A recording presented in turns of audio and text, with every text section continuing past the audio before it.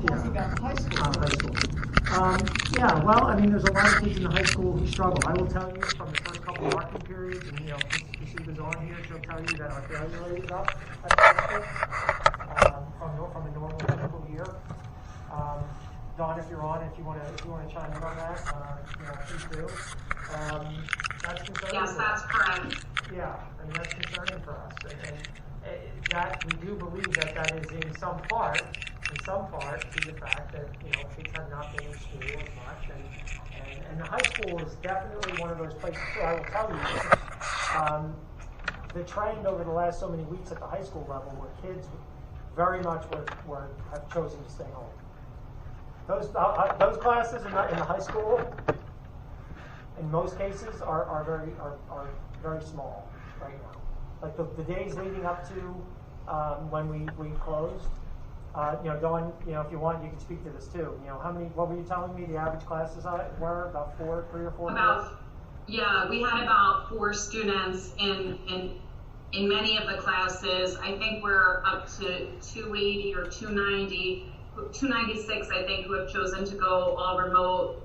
That's what falls to parents. And again, like I said the last time, that doesn't include students who are just staying home, whose parents are letting them, or they're just choosing to stay home on a given day. So that week going into the last week before we were there, we had very small classes on Thursday and Friday.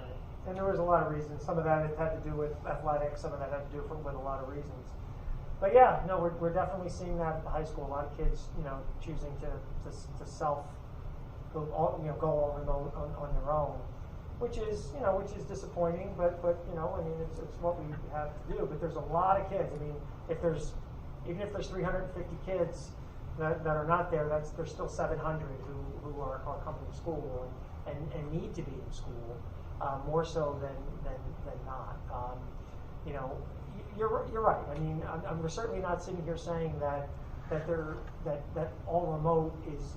I think it's better now than it was in the spring. I will absolutely say that kids are following a more structured schedule.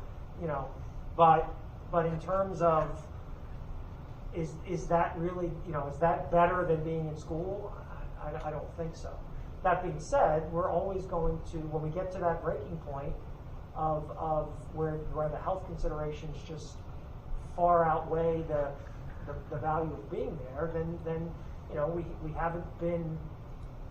We've made that call. But our first priority is to be in school. The middle school is not trending the way the high school is, right? I mean, in terms of kids going remote. I mean, I know no, just. It's been very steady. It's been very consistent. And, I maybe just Chris. know from people. I have 2 middle schoolers. I have one in special education that gets to go 4 days a week because she's in a multiple disabled classroom. So she's there 4 days a week. I have a son who, I'm talking about, but I have a son who is a high honor roll student that is not high honor roll right now, and that's not due to a lack of effort. He is, as Dr. Smithman said, he is a student that has not been in school since October 30th.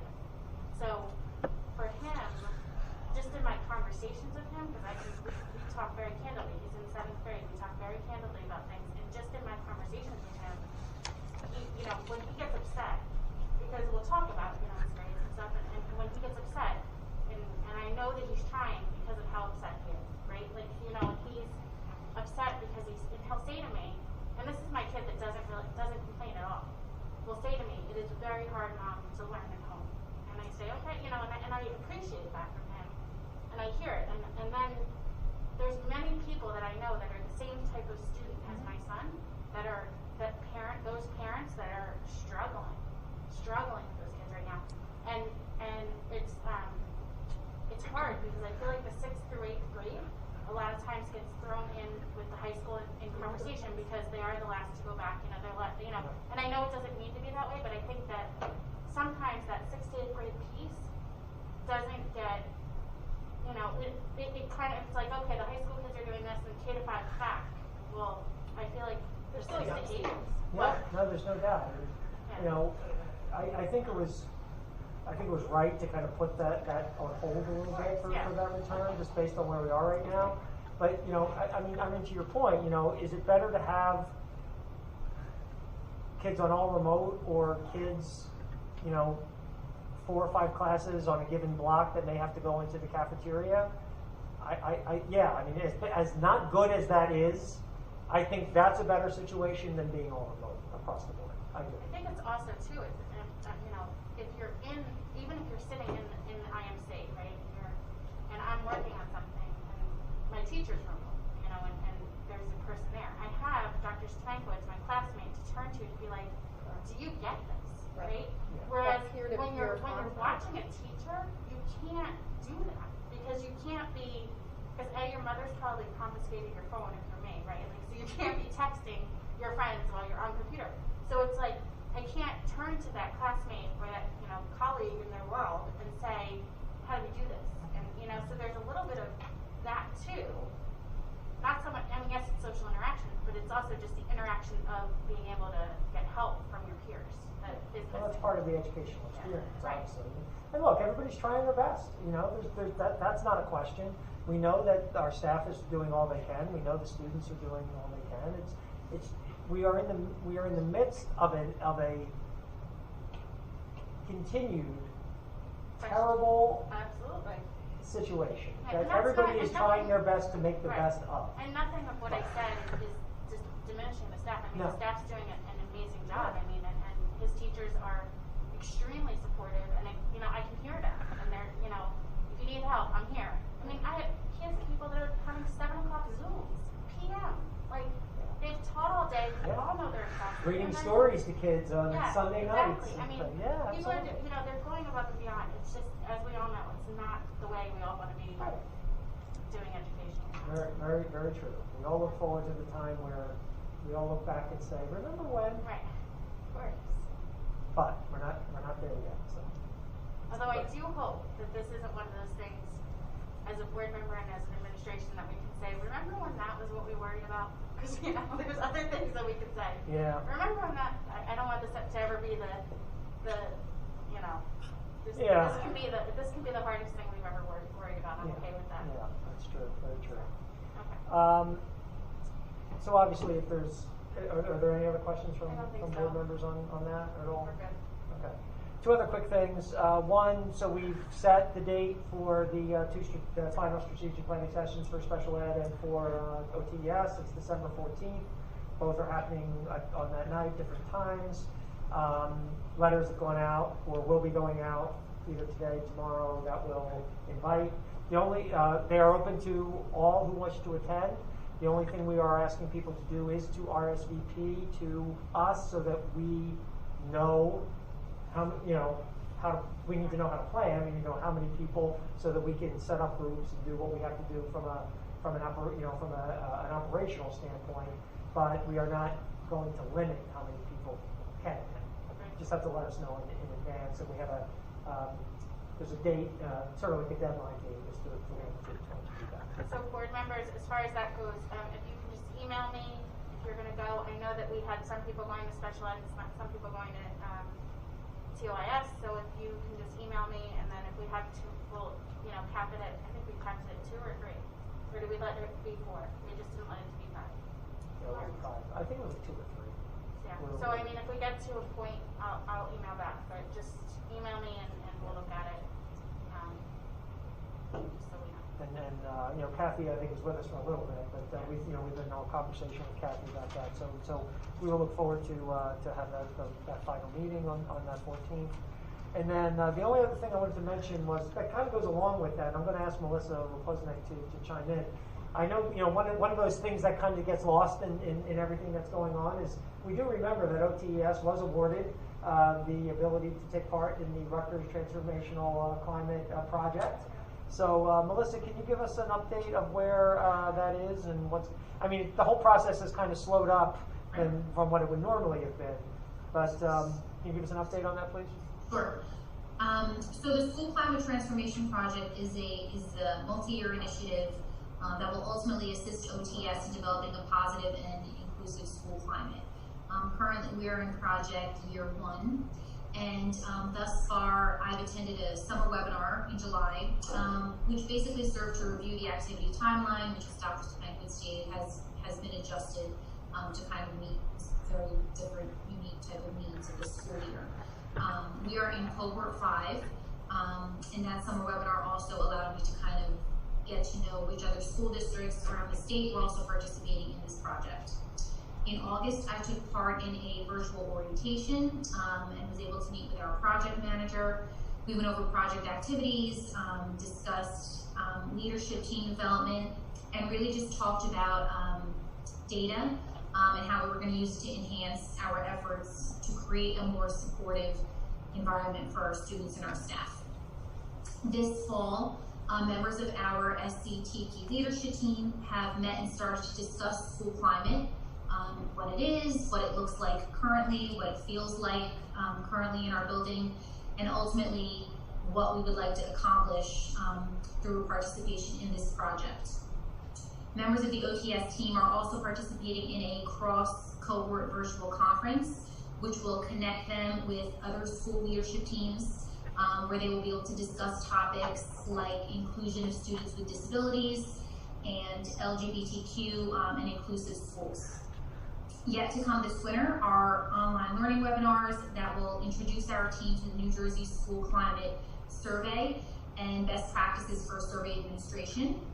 And we will also participate in either a virtual or on-site consultation to review project expectations, team roles, and ultimately prepare us to administer this survey. During the spring, the actual survey will be administered, and that will give us some baseline data. And in May, our team will attend a second cross-cohort conference to allow for just more sharing of best practices across our network of schools. Great, thank you, appreciate that. So we're excited about that. That's going to be a great, great initiative that will give us a lot of great information, and I think that coupled with the strategic plan, you know, will go a long way to, you know, providing a real springboard to the work you all need to do within that school. So it's great. That's great news. The last thing I just wanted to mention was dealing with state testing. So as of right now, as you recall, state testing was suspended last year. There was no NJSLA or biology or science testing.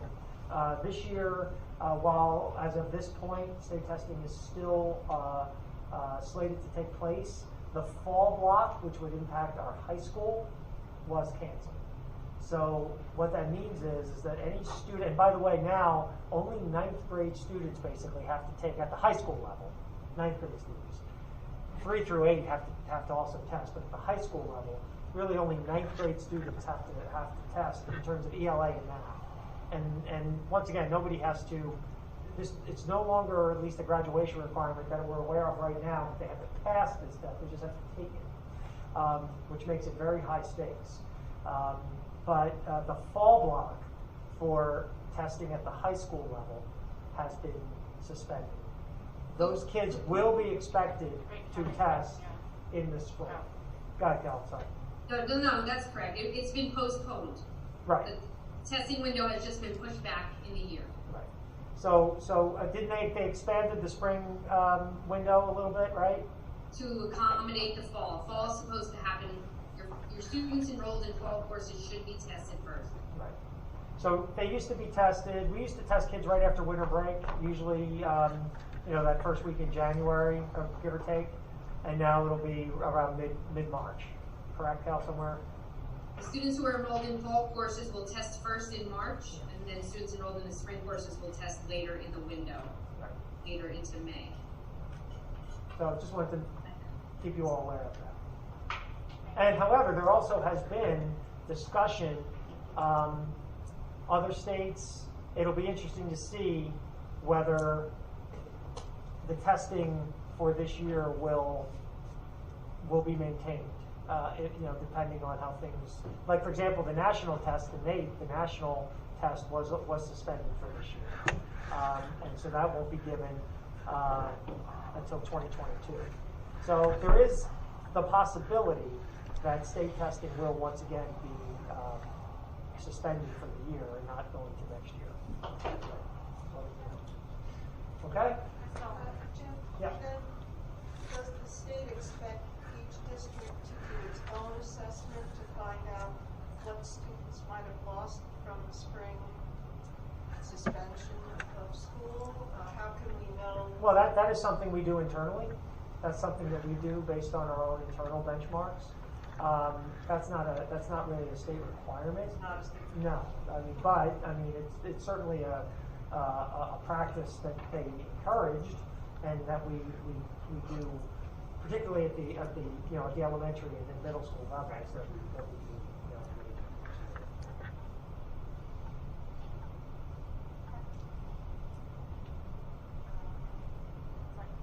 That's it. Wasn't that enough? But don't want to tell you it's over without a bit more. Thanks, Judge Stankiewicz, and we're going to move on to Mr. General, your school business administrator's report. Okay. Actually, I have two reports tonight. I kind of split my title in half, and Very exciting. I have two different reports. So we'll start with the business side of my position.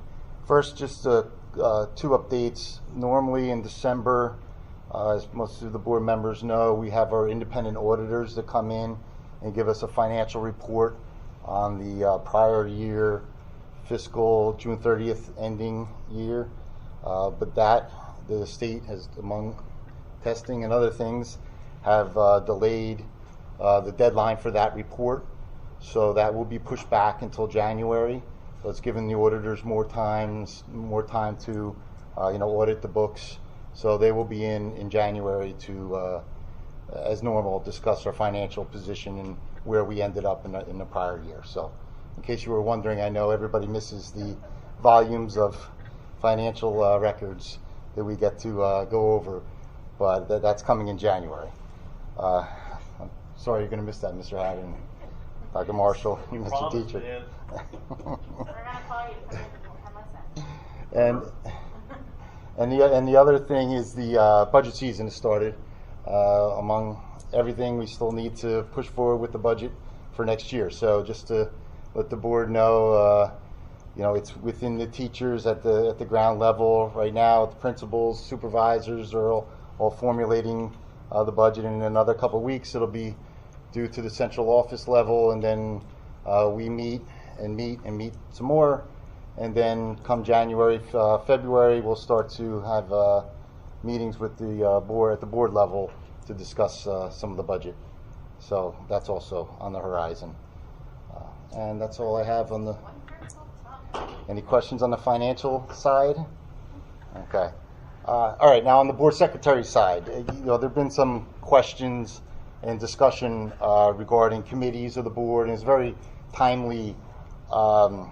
A very timely subject coming into January, since we have a new board coming on. We have 3 new members coming on, and we also have a reorganizational meeting where normally, or there could be a new president. That's all to be determined come January 5th in our reorganizational meeting. So I wanted to take a little time, and we called in some backup. So Kathy Weinkauf, Kathy, I don't know where you are, but hello. Okay, there she is. As you know, our friendly neighborhood school boards, New Jersey School Boards representative, Kathy, is always here to assist us from that organization. So she's here to give perspective on anything really. And please, Kathy, jump in as I go through this a little bit. Didn't want to make this a formal presentation, but just wanted to have a little conversation with the board and really take a tiny step back. Not to prolong this, but just to give a little history of what I've been here over 18 years now in the district, and there have been historically some things that the district has done as far as structure of committees and the board. I just wanted to touch on that, and even go back to really other districts and how we fall in comparison to other districts, and Kathy can really talk more to that. So first, I'm just going to start with the 101, the quick basics. We're a Type 2 school district. So as you know, and some of this may seem simple, but we have an elected board. There are boards out there that are appointed by the mayor, but we are an elected board. We're a 9-member board. There are other size boards out there, but we are a 9-member board. As you know, our election is in November. It used to be in April. There are still some districts out there that their election is in April. but being a 9-member elected board in November, that's how we're structured, a type 2 district. There could be 5-member boards out there, 7-member boards. There actually could be more than 9 members if you're a regional district from different representatives. So there are different structures. And of course, all of this structure is, you have the state board, you have the Department of Education, you have a structure above the local school board, and you have statute, and you have the School Ethics Commission. So you have all of these bodies that really, there's a history of what is done and the parameters that the board operates. So I'm going to kind of keep going through and jump in, anybody, if you have a question. So the structure of the board, the important thing to remember is, of the 9-member board, and as we said in November, every November we have 3 members that are up for election, right? So it's, and they're 3-year terms. So we have 3 members. Every 3 years, you're up for re-election. So it's on a rotating 3 members for 1 year, next year another 3 members, another 3 members. So in essence, the total board could turn over in 3 years. You could have 9 new board members. Now that rarely happens, but it could happen. But the important thing is to the cookies. The important thing to note is that the board of a 9-member board, you need 5 members to have a quorum. So that's really where the power in the board exists. As we've talked about before, and I know Kathy and our attorneys, we've gone through the ethics presentations, and they've highlighted an individual board member has no authority, right? You need to have that quorum, that majority of the board. So for a 9-member board like ourselves, you need to have 5 members in a meeting in order for the board to make any decisions that to have any authority over the school district. So that, and I'm going to jump in here real quick. Please. Along with that, it is important for the public to know that the only time that the 9 members sitting at that table are board members is when you have that legally constituted meeting of a Board of Education where a quorum of the board is present. At any other point in time, they are just like every other member of the public. So technically, they're a board member when they are seated at that meeting with a quorum where board business is taking place.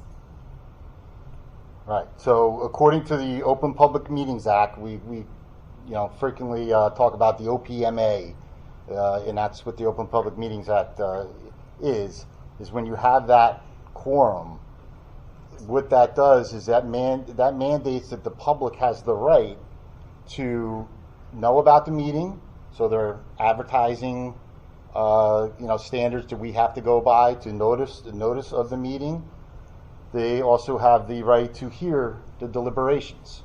And we'll talk later about email and things like that. But this is the basis of it. The public has the right. Once we have 5 of those members, we have that quorum, then that's a legal meeting by the public, by the board, that the public has the right to know about and to also to hear the deliberations of the board.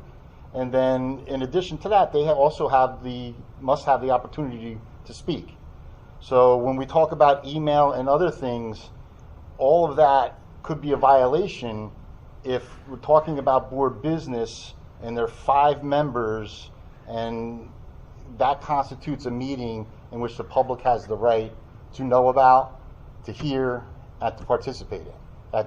Of course, there are restrictions on different things. There's board policy, but in essence, those things they have the right to know. So that brings us to. But Go ahead. In one training that I was at last year, the other problem with even if you only had 4 board members, like a committee on a email, right? The other problem is if the committee starts talking to people that aren't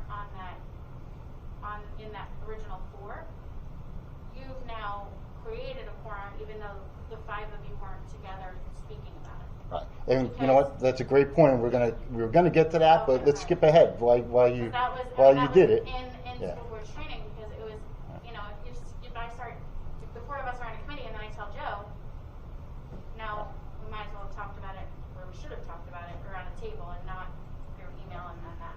Right, because you know we talk about the quorum and 5 members. So technically, you could say, all right, I'm just going to email 4 members and talk about board business.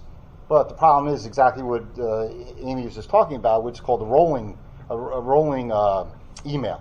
So if you go just send it to 2 board members, but then someone forwards it to another 2 board members, and then they forward it to another 2 board members. Now you're up to 6 that are in on the conversation, and that could constitute a meeting. So that could be an illegal activity, and that could violate the OPMA Act. So those are the things. That's why we always talk about, and through ethics trainings and just these type of conversations with the board, that we try to use email only as notifications, information, and we can't and we don't discuss board business over email. Now that could be an informational thing. This is what we're going to talk about. This is an agenda item that we're going to talk about, at the upcoming board meeting. But then that discussion needs to take place around the board table, 6 feet apart, and some virtual nowadays. But it's still everyone in the same room having the same conversation, again, with the public, with the opportunity to hear the deliberations of the board and know that there was a meeting, and at the end of the meeting, be able to speak on anything that was discussed, in that meeting. Can I just jump in? Sure. Can I just go back to Kathy? And Kathy, I understand what you said, and I appreciate it, but I feel like there's a reason why you would point that out to us in terms of the fact that we're board members when we sit at this table. Are there instances that would lead you to make that point tonight? No. It's just oftentimes, I think the impression of the public is that you are board members 24/7. And the reality is that the only time that you are technically a board member is when you are seated at that legally constituted meeting of the board where a quorum is present. And the other piece about it is that when you are seated at that table, all of you are there in an equal setting. No one board member, their vote does not mean more than any other. Really? A lot of times a lot of people think that the board president has a lot more, I'll use the word loosely, power than what they have, that the board president's vote means more than any other board members, and that's not the case. I mean, the person who is the board president, the reality is they are running the meeting. They are there to make sure that every board member has the opportunity to have input into the discussion. And that the public is, whenever the public can mention the public comments that you're required to have, the one session of public comments, those comments get directed to the board president. And then, that information, you may not get an answer. The public may not get an answer to their question at that particular point in time, because it may require, some additional information, is gotten so that we can respond back to the public. It's easier to say, please make sure that, our business administrator or the board secretary has your contact information so we can get back to you. Because the one thing we don't want to do as a board is to respond to a question just to respond. And maybe our answer, may be different, you know, the next day after we had time to look into that information. So I just, that distinction was only brought up just for the public to be aware that, you know, if, you know, during the day, you as a board member are going over into one of the buildings. When you go into that building there, you're just like any John Q. public. You're not there as a board member, you are there as a parent, you are there, you know, as somebody who, you know, may have been invited to the school, but you're not there as a board member. So that's the only reason why I made that distinction. But Kathy, but we also can't, as board members, just walk into a school. No, you cannot. Right. No, you absolutely cannot. And also, when we're responding to, and I appreciate what you're saying, that we're only board members when we're sitting around this table, but in the real life of the world, when you walk out in any situation and people know you're a board member, if people come up to you and talk to you in the capacity of the board, you have to conduct yourself as a board member and not go through the conversation, but to bring it back to the table. But so I agree with you. Bring it back to the table, or to refer that right, person to the proper person within, correct, to the chain of command. But I think in what you said to the public, I understand the point you're trying to make, also is a little bit different because, like I'm saying, like if I go to my son's school to go pick something up, yes, I'm there as a parent for my son, but I can't walk into my son's school and say, oh, let me just go do a quick walkthrough, you know, without talking to the superintendent, who then talks to wherever I'm going, you know. Absolutely not. Right. If you're going into the school as your son's parent, if you would give everybody in your community complete unfettered access to the buildings, then so would you. But if there's rules that the public has to follow in order to come into the building or do whatever in the building, so do you as a board member. Right. So, you know, because it's important, because I think there's always the impression from members of the public that as board members, you can pretty much go into the buildings and do whatever it is that you right. want. And go in and observe a classroom. Right. Or no, you can't do that. There are very specific rules and guidelines that you as a board and a board member have to follow. Well, Kathy, I would argue that we as board members, at least on our board, in the time I've been here through 2 superintendents, we have less than public, because we have always worked under the rule, even as a parent, if you were going into a school to meet with someone, you were to let the superintendent know that you were going to be in the school that day. I've gone to the length of telling him when I'm coaching staff members' children in volunteer soccer, just because there could be interaction. So I would just argue that we have at least internally operated on even less than regular public. Right, and I agree with you, Jim. I agree with you 100%. Because the other thing that maybe some of you as board members would agree and maybe not agree. But there were times that when I sat on the board that I felt like I had more of a voice whenever I was not a board member than what I did when I was sitting at the board table. 100%. Yep. You know, because of the code of ethics and adhering to that and making sure, you know, there's a chain of command that your community and your community follows. There's a chain of command that your staff follows through the grievance procedure in the negotiated agreement. But there's also a chain of command for the board to follow. So I think sometimes, you know, we become a little hampered once we're seated on that other side of the table.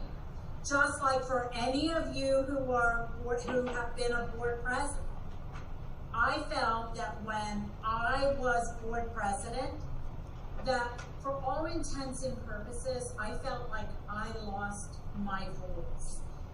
as a board member, because my job as board president was to see that the meeting was being run efficiently, that all board members had the opportunity to know.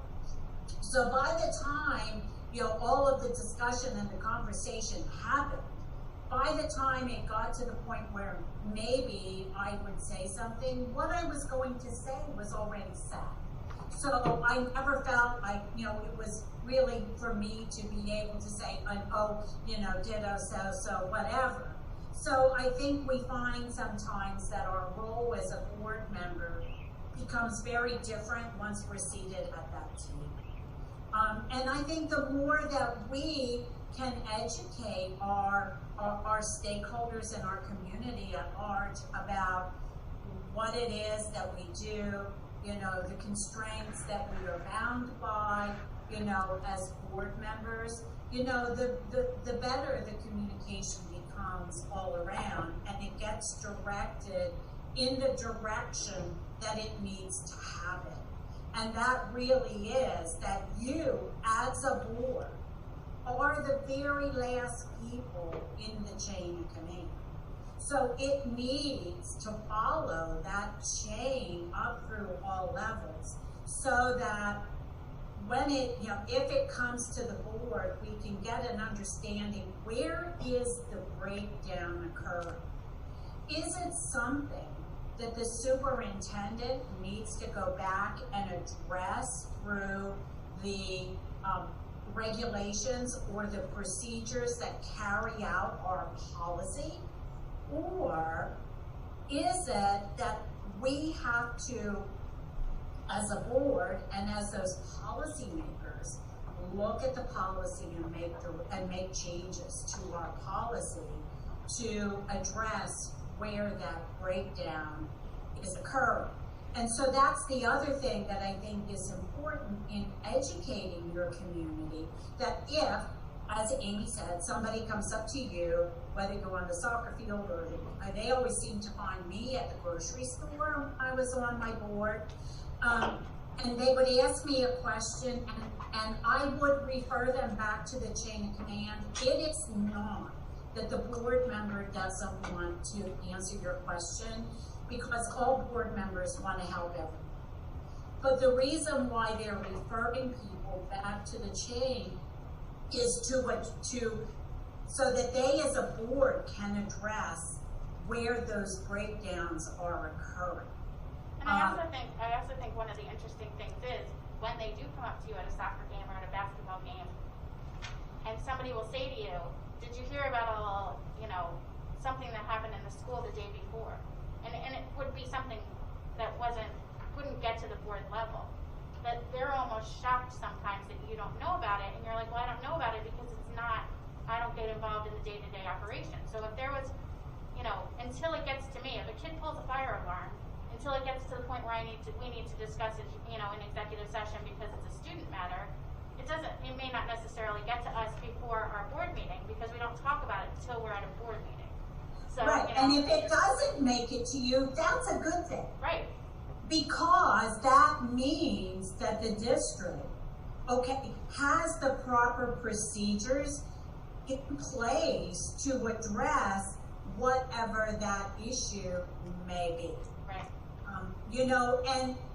It does always give the opportunity, that if, as something is getting addressed, if they're not happy at the teacher level, well, then they can always go to the principal level. They can always bring it up, but they need to understand that once it comes to the board, chances are, there will be discussions that take place at the board level that, the board may end up being in agreement, and most often boards are, behind the superintendent's recommendations, because in the end, we have to ask, is procedure being followed? Is policy being followed?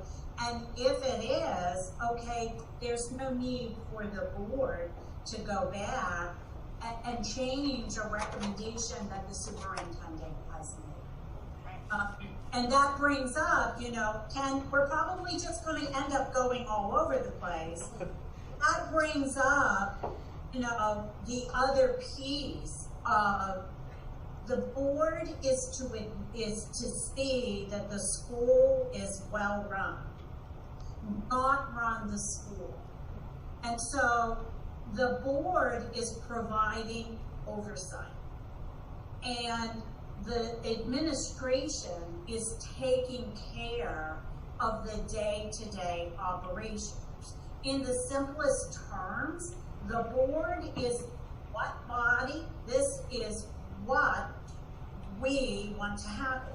And when we say what we want to happen, it goes back to what board members have to be in agreement that this is what we want to have happen.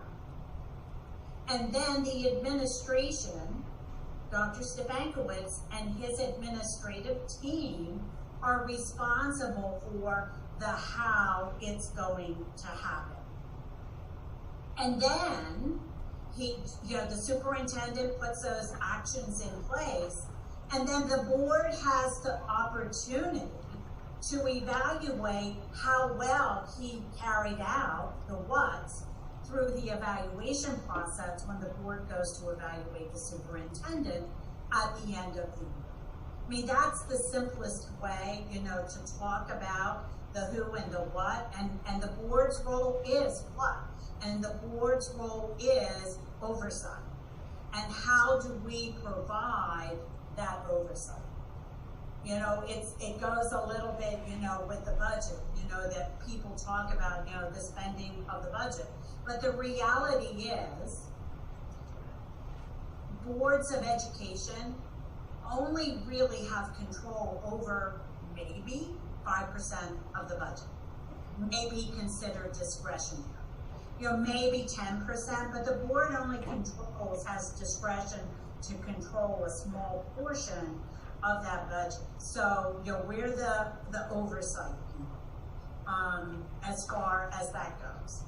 And providing, oversight means, okay, that we allow the administration to carry out the what in the best way that they feel it needs to be carried out. Now, we might not always like it, but they're the ones that are saying this is the best way to carry it out, and then we have that opportunity to evaluate it at the end of the year whenever we evaluate the superintendent. Thank you. Okay. All right. Can I basically circle back to, we kind of got off my outline a little bit, but that's okay. Yeah. No. I mean, the main purpose of the discussion really, and everything we talked about was great, absolutely, and we talk about it all the time, and we've talked about this for my 27 years or 28 years now in different districts. It's always a topic. It's a topic everywhere. It's every Board of Education. This is nothing particular to Ocean Township. This is the structure, and it's just how things that need to be wrangled with. And I think this board does a great job with it overall, in many ways. So that's a good thing. But committee structure, that's really where we started, and I want to circle back to, because there is some variability there's some flexibility in what the district can decide, and this district for the past 18 plus years has always functioned as a committee of the whole. So what that means is, we talked about a 9-member board with a 5-member quorum. We, as you know, and I know we have on the agenda tonight, we have a meeting structure for discussion for the upcoming calendar year. And you'll notice when you look at that, and everyone knows since you've been attending, we have 2 workshop meetings a month, and we have 1 regular meeting a month. So that structure is designed as a board of the whole. So what that means is, in those 2 workshop meetings, the presentations, discussion, questions, additional information from the administration, all that is where the board members, where we wrangle with everything you see on the agenda tonight and other workshop meetings. And we have presentations to really inform the board as as much as possible of the different things going on, in the district. So those 2 workshop meetings are in place, and that's the full board, right? That's at least 5 members, a quorum of the board. Other districts, and there are some other instances where they're more of a committee structure, not a committee of the whole, but a committee structure. So maybe they have 1 regular meeting a month and do not have those workshop meetings, and then they break off into committees where they would only have 4 members in each committee instead of the 5, of course, because that would violate the Open Public Meetings Act. But so if they have 4 members, they do not have to notice. They do not have to allow the public there. So in a sense, it's not as upfront with the public. You can do more in a committee as far as discussion without the public there. If sensitive items, you can talk about things of that nature, but that's not something this board has ever done. We've chosen to be board of the whole, everyone, around the table, and the public allowed to be there, be present, and be part of those meetings. So those are the main differences, and there's some attachments, and I know Kathy, you can. I'm sorry. There's more transparency when we're. Yes, it's absolutely one of the pros to it. There's some cons to it, and I think one of the attachments from school boards goes through a lot of the detail of that. Having everyone at the table so everyone hears the same information. So you're not in a finance committee and then that has to come back to the full board. Sometimes there could be duplication of effort. There could be, why did this person know about it but I didn't? So the board of the whole really, to me, functions better because everyone gets to hear everything that's discussed, and to me that's a benefit to the board, and I believe it's been a benefit since I've been here. I know, Denise, you're a seasoned board member also. I want to put you on the spot, but I believe it's worked well in Ocean Township, and not that it couldn't work well in other districts and in the other format, but I think it works well for us. Let's see if I missed anything. Kathy, I don't know if there's anything you want to add to that. No, and I think, Ken, you're right. I think it's important for us as board members that we become generalists versus specialists. And when you have a committee structure, that tends to create specialists because the same board members are always placed on the same committee. And so you don't really get an understanding of, other areas that the board becomes responsible for. And when you have a committee system, first of all, there has to be 100% complete trust among board members that, the discussions that are taking place in committee are very robust and hit on all areas. But also understand that with that committee structure, the negative becomes that the discussion or the work that the committee does just reflects the opinions of those 4 board members who are part of the committee, not the full board, where when you have that committee of the whole, everybody is hearing everything at the same time, and there's the opportunity for those questions then to occur. But also, with having committee of the whole, the board also has to make sure that in order to make those discussions productive, that you're doing your homework before you come to the meeting. You're reading the agendas, you're reading the attachments, and you're coming to the meetings prepared to have those discussions. So I think when you're talking, about committee of the whole, there is that huge difference. The one thing I will tell you that you do differently than most of the boards that I work with that have committee of the whole is that you're having 2 work sessions and then you're having the review. Where most boards that I work with that work within committee of the whole have 1 work session and then 1 agenda session. So you have that extra meeting where that additional conversation can happen, whereby if at the first workshop meeting, the board needs some additional information, it gives the administrative team the opportunity to go back and get that additional information and then have it for discussion at that second workshop meeting. So I will tell you that that is really one of the main differences that I've seen with regards to your committee of the whole. Believe it or not, Kathy, we used to have more meetings. Yeah.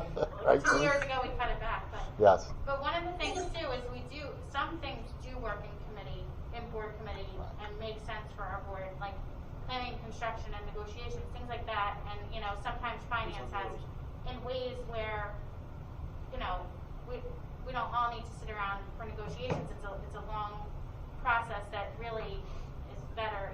Some of those things are done in committee and then come back to us, to discuss as well. Right, and there may be some finance things, because I looked at, Ken sent, in the attachments to the meeting, signing the, going through the bills and all of that kind of stuff is better done, within the committee. So, it is important to have some, we call those standing committees for boards, and when you have those standing committees, the board president is the person who puts, board members, on those particular committees, and they're generally, as you said, for very specific reasons.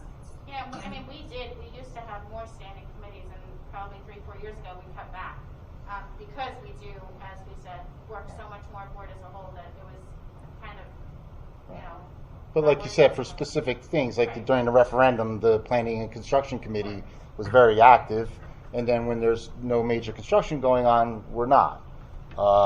So that's exactly right. Negotiations is the same. But then the other thing that we wanted to touch on was, Kathy, was the difference between the committee, the Board of Education committees, but then also liaisons that we, it's a past practice in the district where we've had board member liaisons on district level committees with district level staff, and that's something that that we historically have done, where the board member is a liaison and then reports back to the board. And so when you have district committees like that, I'm assuming that they are mostly made up of staff members and some community members that are involved in those committees.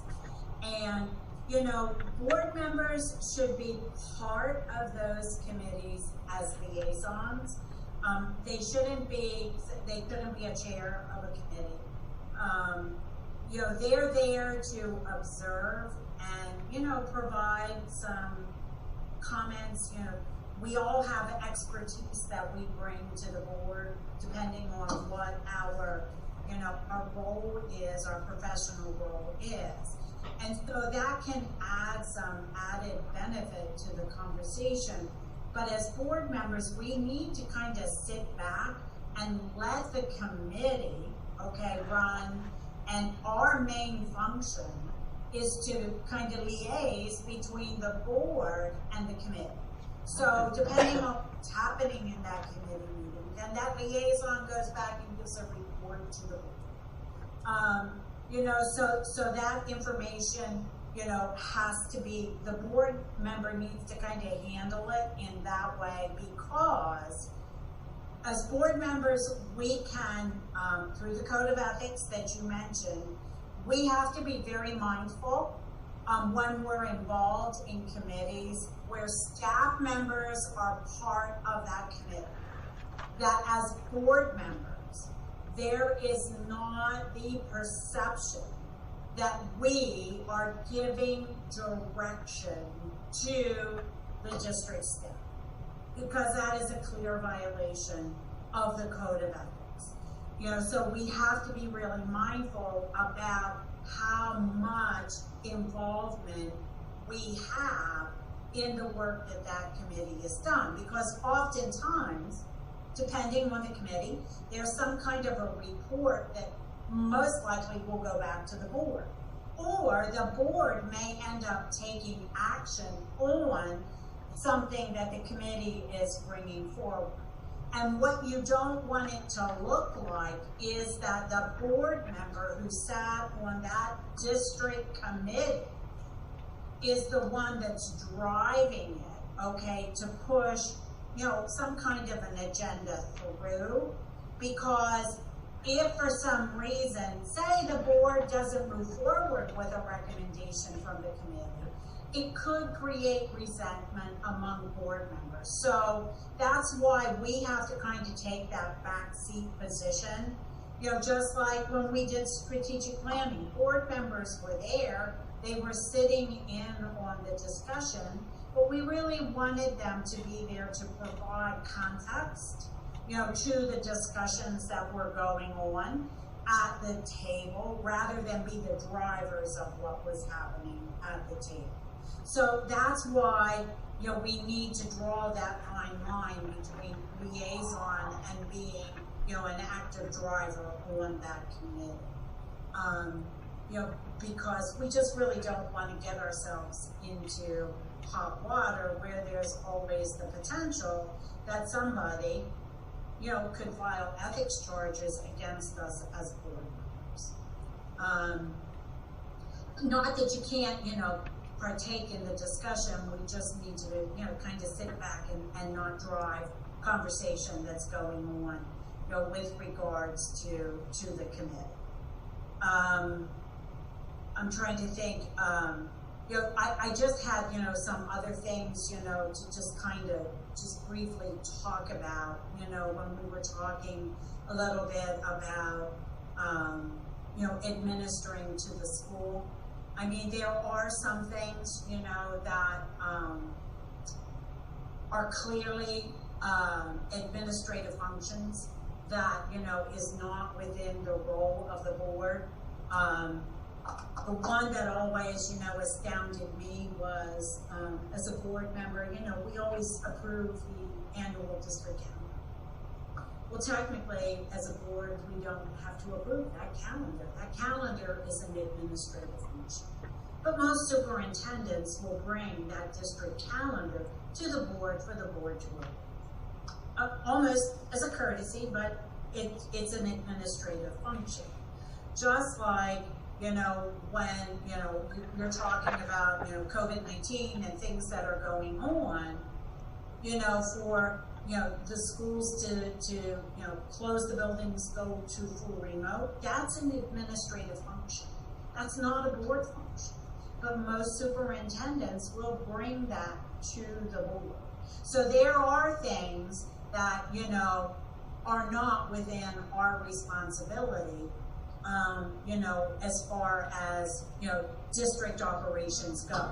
And that's oversight, coming to you and sharing those things with you, and there be that, board yes or no on it is a function of the board providing that oversight.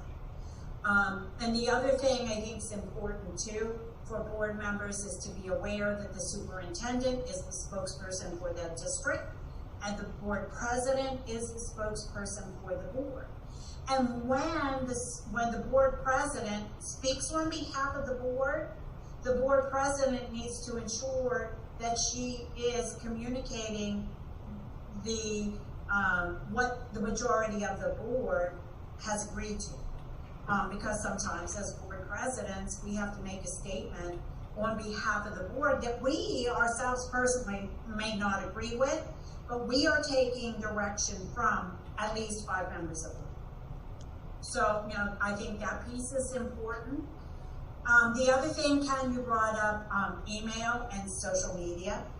And Amy is right, we need to be careful about forwarding emails that come to, whether it's a committee, whether it's to board members, about forwarding to other board members, because we don't want to get into a situation where we're violating that Open Public Meetings Act. So when an email comes, if the superintendent, or if Ken, or if the board president is sending out an email to the board the one thing you do not want to do is reply all. Because the minute you hit reply all, you're setting up the potential for that meeting of the Board of Education, because, you know, Denise is going to respond potentially to email, and, you know, every board member is going to want to provide, you know, some kind of comment there. So then we end up getting ourselves in trouble. The other thing I would say as far as email goes, please, please, please, use your district email for all board business. Do not use your personal email. Do not use your business email for conducting any board business. Because, and this happened in one district up north, if a member of the public thinks that you as a board member are doing any kind of business, board business, okay, using those emails, they can always submit an Oprah request to know what you're communicating. To say you're communicating board business through your personal email or your work email. We're very good about that here. Yeah, you don't want to get into a situation where, me, you know, I wouldn't want to see people to see how many times I'm going online to shop, you know, through my personal email. They would think I had nothing better to do. So, I mean, we don't want to take the chance that somebody's going to ask to see, you know, those emails. So we need to be careful about that. We should not be emailing district staff. The only time you should be communicating through email with anybody, any staff member, would be if it has to do with your child that's there in district. But we should not be communicating and emailing staff, you know, to gather information or to get the real scoop on what's going on, or, you know, to, you know, use them for investigation into, you know, issues that are going on. As board members, we shouldn't be doing that, and that's really, you know, kind of pulling the rug out underneath the superintendent for us as board members to be communicating to staff. And again, if it's something that then ends up coming to the board level, you may have conflicted yourself out of a really important conversation because you've had that contact with a staff member. And the same thing could be said,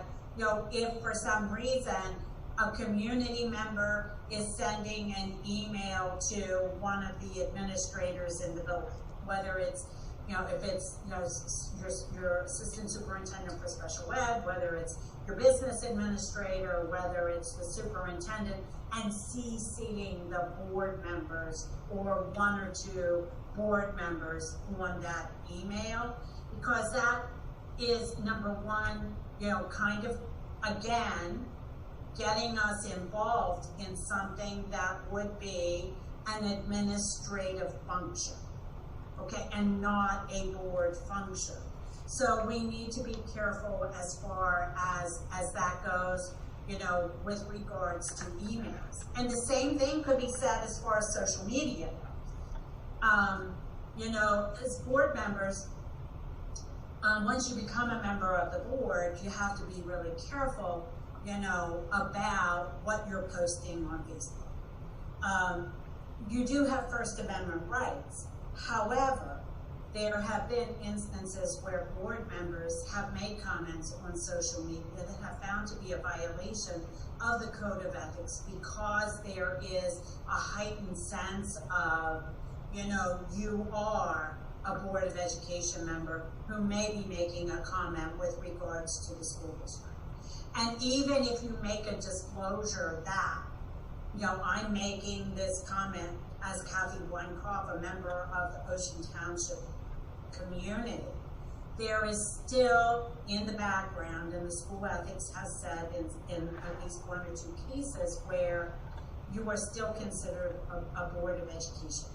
And so you need to be careful about what it is you're posting. And I would even say to you, it would go even as far as being careful about what you like on Facebook, because pressing the like button on something is almost the same as making an actual statement.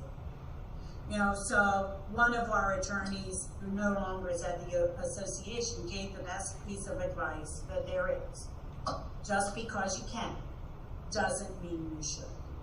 You know, so really think very carefully about what it is that you're putting out there on social media. And I'm trying to think if there's anything else, Ken, you know, that we kind of need to touch base on. I mean, that was pretty much kind of, you know, the committees. I will tell you, you know, as committees, as a board member who sat on a board that was both, when I first got on the board, it was committee of the whole. By the time I got off the board, it was committees. I did find the committee of the whole to be a lot more informational, because what would end up happening was, number one, when the committee would come and give a report to the board, the whole board would rehash that whole committee meeting. So, you know, and discuss what had happened, you know, in that, have a full-blown discussion on that committee meeting. So if you're going to have a full-blown discussion on a committee meeting, you might as well meet as a board. And the other thing is we can become so overwhelmed with meetings whenever we meet as a committee. You know, because depending on how many committees you have, you could potentially sit on 2 committees plus a negotiations committee. So that means you could potentially have, you know, 2 regular committee meetings, a negotiations meeting, which we know sometimes meets, you know, ad nauseum whenever you're in the height of negotiations, plus 3 board meetings. So I mean, it gets to be a little bit overwhelming, and what I consider to be a time limit. You know, because after all, you know, we're volunteers. In the end, we're elected, but we're volunteering, and it's a lot of time. And you know, it's a lot of time that we spend, you know, with that. Right. So. I mean, something that's really good and functioning, why would you change it up? To me. Kathy, the one thing, like on topic but off topic, I saw in my email for school boards that tomorrow they're having the 3 R's, which is the roles, responsibilities, and resources for board members. Yes. Can I just suggest, I don't know if they're recording it or not, but I feel like that's something that would be awesome to be able to send to new board members when they come on. And also, because I hated my first year that all the training was at the end of the, I mean, not all of it, of course you could do things throughout the year, but the majority of the training is at school boards when it's at the end. So I don't know, if being that we're all virtual, if they can do something in the first So they quarter. will be recording it, number 1. Okay. But if those new board members are here listening to the meeting, in addition to the one that's taking place tomorrow, they are holding 2 on December the 8th.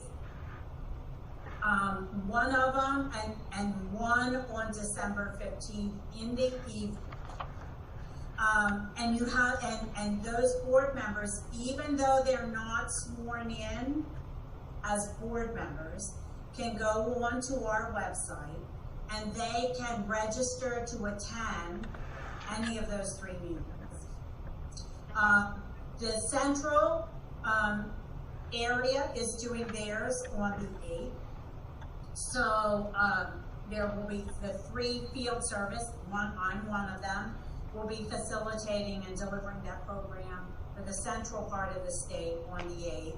The southern part of the state is doing the 8th, and the northern part of the state is doing it on the 15th.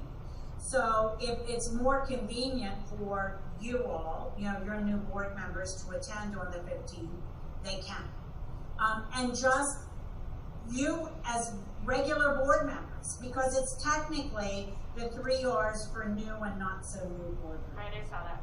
Yep. So you all who are already on the board and attended, just for a refresher, and we're talking about roles and responsibilities, we're touching on the code, we're touching on open public meetings, and we are touching on the code of ethics. So, you know, it's kind of all wrapped in.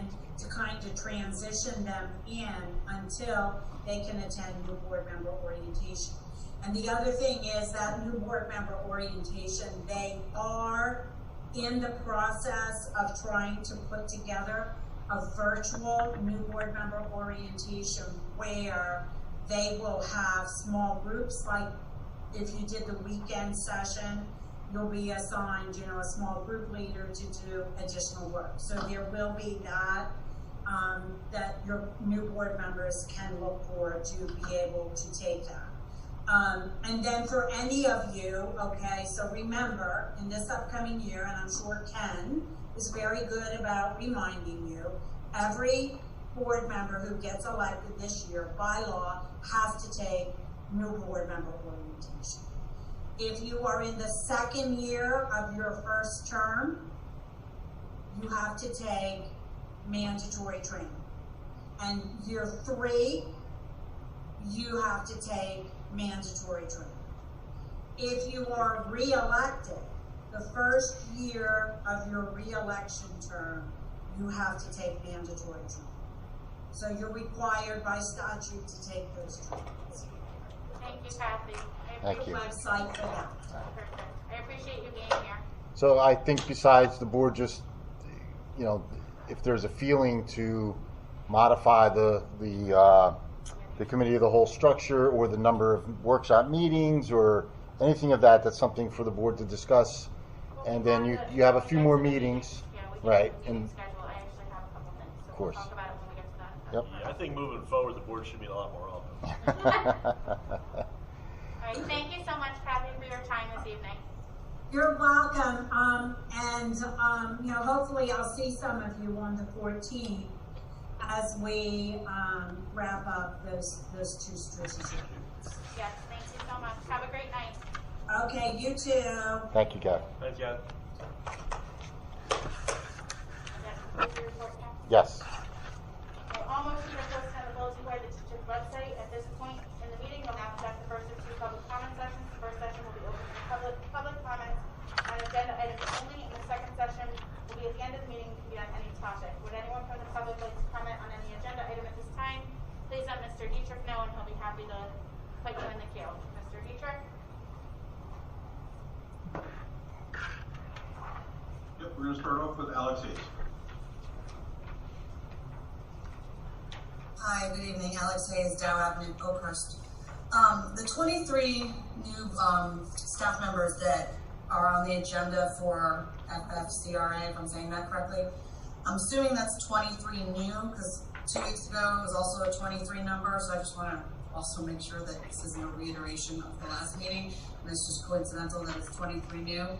But Dr. Stefanowicz, can you tell us how many, what this brings our total up is for staff members requesting leave? And a second part to that question is actually, have there been any other leave requests that have been submitted to principals or to yourself since this agenda came out today?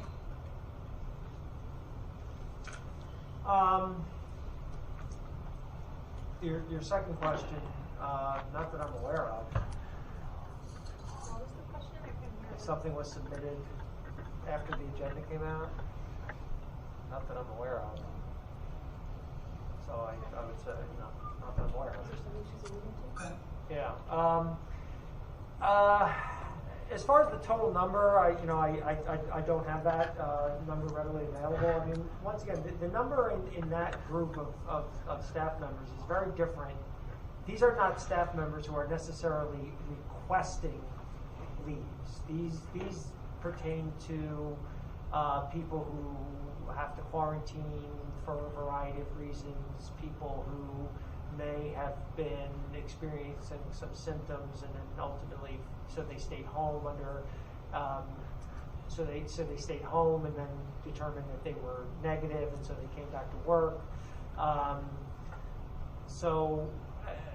That is what that list and that list that we have each meeting, that's what that is primarily made up of. So when you say request leave, it's not. Most of these people have not requested to be a part of this because it's something that was kind of more brought upon them as the circumstance. the number of people who have requested, COVID-related leave, I think you had emailed me about this last week. I think it's right around 40 people, which has been consistent, since around the beginning of the year. I think we were in the low 30s at the beginning of this school year. So it's right around 40. So that number, obviously, I guess if we go back and check the agendas, we can kind of count them up. But that's what that number reflects. Those are short-term quarantine, and that's not necessarily quarantine because of school. It could be quarantine because a member of their household it became positive, and so they have to quarantine or something like that. Okay, and so where does that leave us for substitutes? I've never really heard of classes being in the gym or the auditorium, but Ms. Gilman even mentioned that. Like, are we having, and maybe because my kids are younger, I'm not experiencing that. It's not like your schools are doing. Are there actually, several classes in the cafeteria at the high school that there's no teacher for, so all the kids are just in the cafeteria? Yeah, that happens. That's been happening, for quite some time. From time to time, it varies. On a particular day, sometimes we have more people out because on top of all this, you just have the normal, group of people who might have to take a personal day or might have to, take a day. So on any given day, we have a variety of people out, and it is absolutely more a secondary issue than an elementary issue.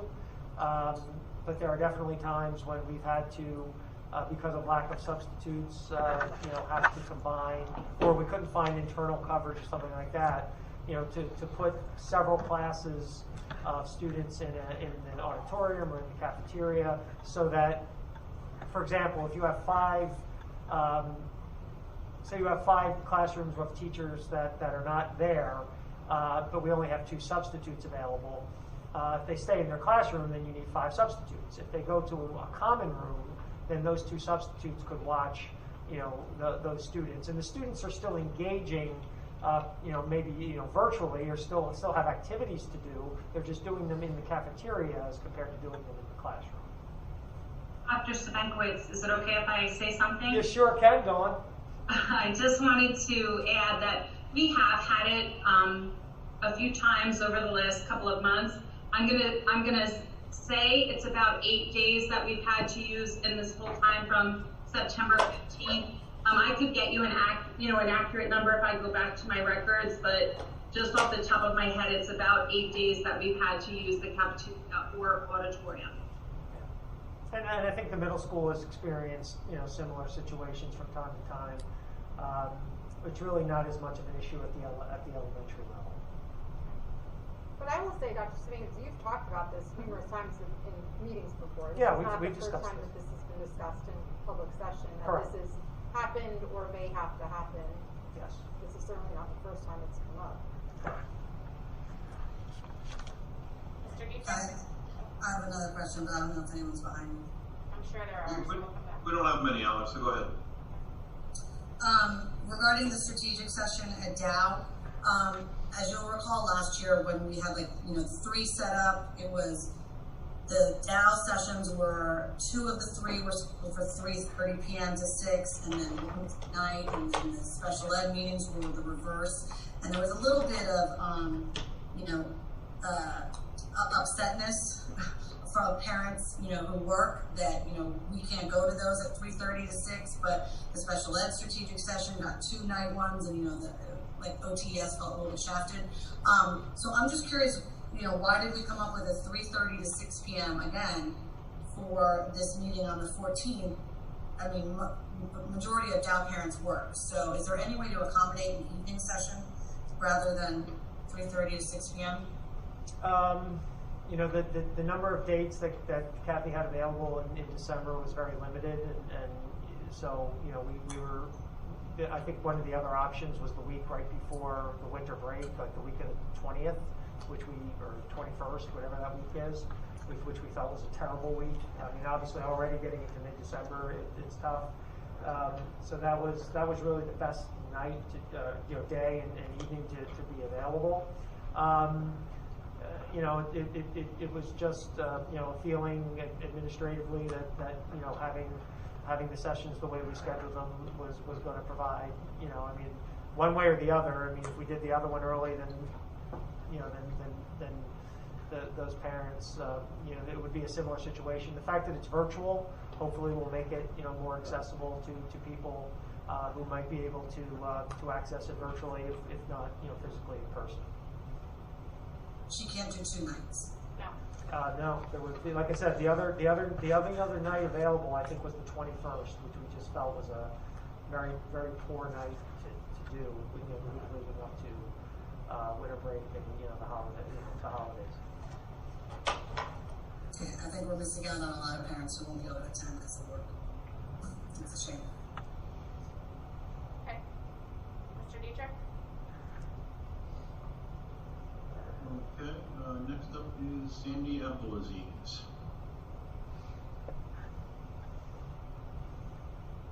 Go ahead, Sandy. Hi, can you hear me? Yes. Okay. So I just wanted to say, first of all, my daughter did choose to go full remote at high school, and I supported her. I let her make her decision. She's junior, so she's old enough to make that decision. I think since Halloween, she has not felt safe going into school, and she is a big germaphobe to begin with, but she has, she feels much safer at home, she said, and she just felt like she was constantly, around people that might contaminate her, and kids were not taking it seriously. So I just want to say that she is thriving, she's doing fine, her grades are fine, and I do tutor many kids that are suffering, so I'm literally on the fence with this one. Because I know kids that are not doing well, and I know kids that are thriving being remote. So it's really a tough fence to ride right now. I let my daughter make her own decision, though, because I knew that she did not feel safe at school from a health perspective.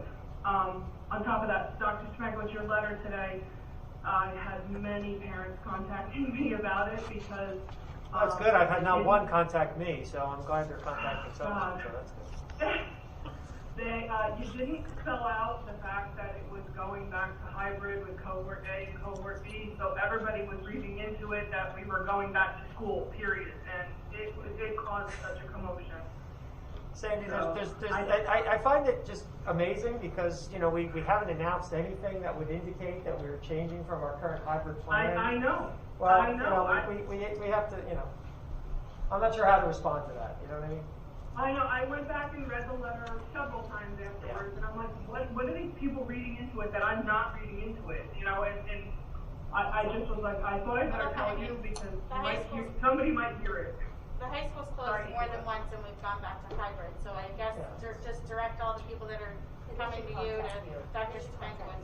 Yeah, we had. I remember, I guess, a month or so ago, we had a similar conversation about some things, and I'm not sure. I think we're in a hybrid model right now. That's the model we're in. That's what we've. The people who were going to school 2 weeks ago on the days that they were slated to go to school will be the same days that they're slated to go to school now. We haven't made any changes to that. Basically, what I told them.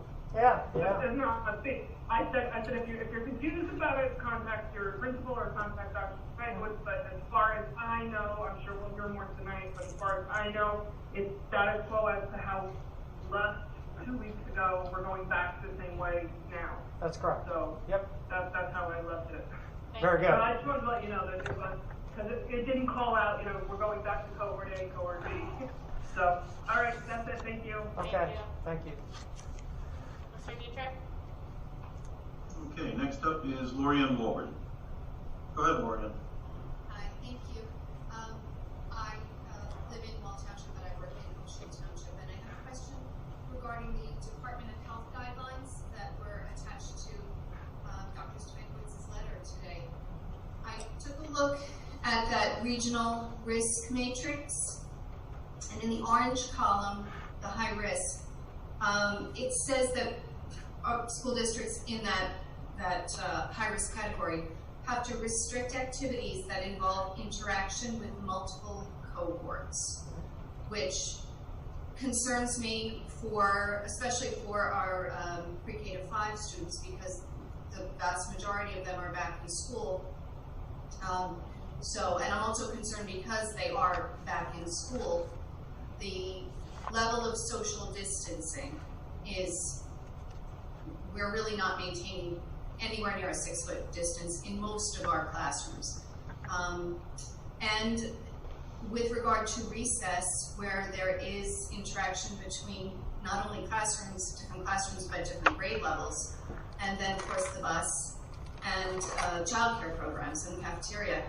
So I'm wondering what is the guidance for us on that? Yeah, we've actually discussed all of those things with the Regional Health Commission. I've discussed it with Dave Henry, and once again, these guidelines are guidelines that we work to follow as closely as we possibly can. At this point, our elementary cohort is one cohort, so we're not really mixing cohorts anymore at this point. They've been mixed and prior to this time. So. But we definitely can and should at the building level, and the pandemic response teams at each building should be looking at their procedures as it relates to recess, specials, things that we can do to limit some of those interactions. And when I say specials, meaning people going into classrooms as opposed to specials going out, or adjusting their recess times slightly so that there perhaps are fewer students on the, or just when they're out there doing a job of making sure that the different grade levels or classes are separated as much as they possibly can be. All of those things, Lorianne, and are really always to, with the caveats of to the greatest extent possible, to the greatest extent possible, to the greatest extent possible. So, it is definitely something that when the new guidelines came out, we take a look at and look to, the guidelines themselves say, should consider all remote learning. That's one of the first things that it says in the guidelines. But far more schools are in school than not. So, we take a look at those things and work to balance all those things out. But we're always looking at our procedures to make sure that we're trying to limit the interactions as much as we possibly can. But I have seen where and I do think we can do a better job in some places. I do think there are some places where we do allow some. There's going to be times when it's going to be difficult, like you say, in a classroom when all the kids are there. It's hard to always maintain the 6 feet, but there are times that we can, and perhaps we're not doing as good of a job, and we need to tighten it up a little bit more. Thank you. Thanks, Lorianne. Mr. Dietrich? Okay, we're going back to Alex Hayes. Alex, you had more? Yeah, could there be some perspective, please, on why the committee information was brought up? Maybe Mr. Janner could speak to it, because he said something like, if you guys want to change the structure, the committee of the whole structure, and then the calendar for next year, is that the intent, and is that the plan in the next few weeks to do this? We brought the committees came up because we had board members asked a couple questions about it. That's why we talked about it. The calendar usually is set by the president at the end of the year, but I wanted to bring it to the full board to discuss more before even the original setting of the dates. I wanted to bring it to the full board so that we could have a conversation about it. I'm sorry? The board calendar. The board calendar. Yeah, meeting calendar. The board meeting calendars, yes. So, and to just discuss as, for board as a whole, really to get perspective on what board as a whole versus board of committees is, in case anybody had a comment about it. But you're not going to fundamentally be changing the structure of the Ocean Township Board of Education. I can't speak to that yet because we haven't got to the discussion, but once we have the discussion, it'll be on for discussion tonight and next week. I don't know the answer, but I would say probably not. Okay, I just am concerned about lame duck qualifications, and if Kathy was still here, I probably would have asked her to clarify that. No, I mean, I don't think that it's necessarily, I mean, that's not a, it's I not mean, really. you could always add meetings or subtract meetings. It's not. We could always have a conversation again in January. It was more just as a conversation of committees because it came up as to people asking some questions about the differences between committees. Right, and there's nothing binding. If there's no contract or anything of that nature, it's just a process of, yeah, that's all. Okay, that explains it. Any other? I'm sorry, I have one last question. Dr. Stankwitz, can you provide an update on the number of quarantines? Since I seem to be asking weekly and I forgot to. It's the since the last meeting, it's the same. There's no addition. Since the last meeting, we've not had the quarantine. Ask me tomorrow, you might get a different answer, but right now it's the same. And we've had that discussion. You know, you've emailed and we've had that discussion. When we talk about the people quarantined, those are individuals who quarantine as a result of things that occur within the school setting. You know, within a school-related function or school setting. There are far more people, who have to quarantine because of things that happen outside of the school, families and things like that. Okay, thank you. Yep. Mr. Dietrich? That is it, although I do have a question for Dr. Stankwitz. Sure. Just to follow up on what Mrs. Hayes said, because I'm just curious, if we were with these meetings for Dow Avenue and for the special education, is there a large spread between the number of attendees in the day and night? I wasn't in the Dow. I know the special ed, I didn't really think there was, but if there is, maybe we should consider trying to find 2 nights. I mean, I don't know. Move it into January, Jim? I'm sorry? Can't we move it into January? The last discussion was to get it done. If it's not working out for the majority of Well, I mean, to Jim's question, there really, I don't recall, I mean, haven't looked at the sheets recently, but my recollection was that there was no appreciable difference, or, there wasn't a large difference at all between the crowds of the earlier session versus the later session that I recall. It'd be good to know. I mean, because I participated in the day and the night for the special ed, and those seemed pretty consistent. It was consistent. I think maybe we can also see if Ms. Lepesnik or Ms. Hayes hears of people, they can reach out to Dr. Stankwitz, and then he can bring it to make a decision. But I don't remember there being a big difference between the two. Yeah, I don't think there was. I mean, we can go back and look. I think it's all on the website as far as the participants. The summaries are still on the website. Or could we consider extending and shifting the hours a little bit, not starting at 3:30, but starting at 4:30? we could, bumping it later. Yeah, I mean, I know, it's difficult because obviously, a lot of times staff prefer to do these things earlier because it's right after school and it's earlier for them, and that may not be as much of an issue. Well, we can look. No, it's a Monday. We can look at the time and maybe adjust it. We wanted to do sort of like a. I mean, obviously, if you do everything after dinner, you don't want to go too late. So. I mean, the letters went out, but you can always do the Yeah, letter we can. discussion.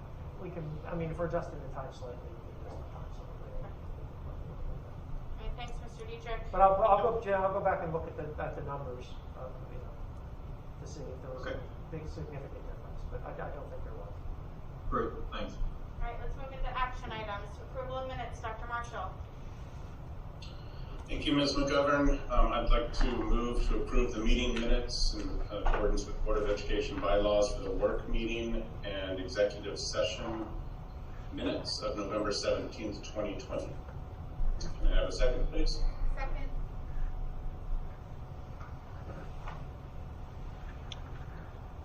Was there a second? Yeah. Mrs. Fuller. All right, sorry, I didn't hear. Any questions, comments, corrections on November 17th minutes? Hearing none. Ken? Okay, all in favor? Aye. Any opposed? Any abstentions? Motion carries. Thank you. Policies and regulations for first readings. Okay, we're starting to catch up on some of the policies that have come out from our policy company, Strauss Esme, who finds any policies, any changes in the law, as the board members know, any changes in the law, and they give us a report on what's changed or what may need to be changed on our local policies. And also there's a summary from them, and you see in one of the first attachment, on the attachments of all the policies is a summary, and you can go the paragraph for each policy that describes the changes. In many instances, there may just be language changes where they're updating. If a law changed, maybe it's just definitions, or it could be the citation of the law. There could be things that just need to be updated in our policies because of changes. So you'll see that. And as you know, there are 2 readings. So we have this is the first reading. So anything that you see, we'll have questions or discussion today, and then you'll have another opportunity if you see something later to ask again during the second reading, and then we'll have the final adoption at the December 15th meeting. I don't know if there are any questions. Most of these were, and also the M is for mandated. That's Strauss Esme's way of denoting that it's something that changed in the law, so that needs to be changed in our policy, as opposed to a local decision where there may be something that they suggest, but it would be up to the board as to whether they wanted to adopt that portion of it or have a difference in the local policy than or something, or not even the difference, but something more stringent than what the law has. Maybe the board could go further, for example, and have more details in the policy than what the minimum required by law. So those are the type of things that go into it. If anyone has questions on any of the policies that they've seen. Go ahead, Grace Ann. I'm just wondering, for the emergency and crisis situations, where would we find the school district school safety and security plan?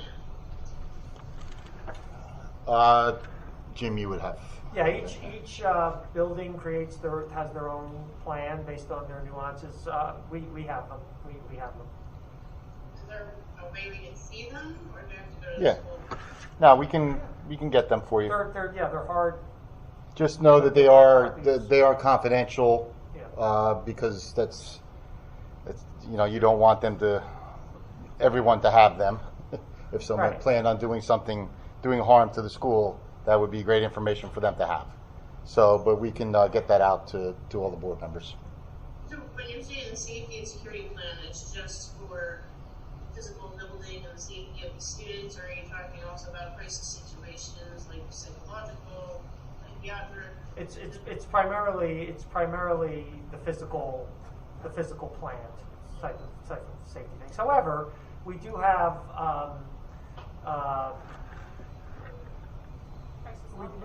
we do have documents. For example, like at the high school, there's a checklist that's in each. Not a checklist, but it's like a ring.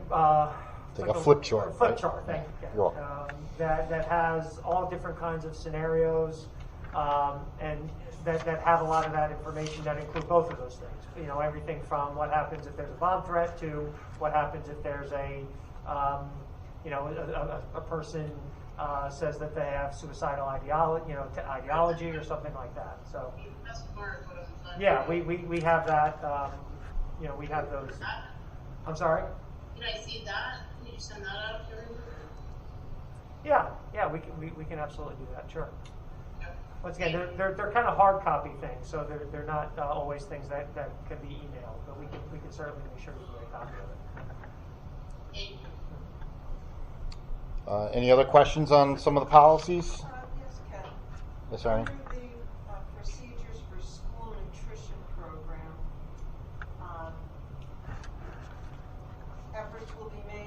involve minority businesses, women's business enterprises, and labor surplus area firms.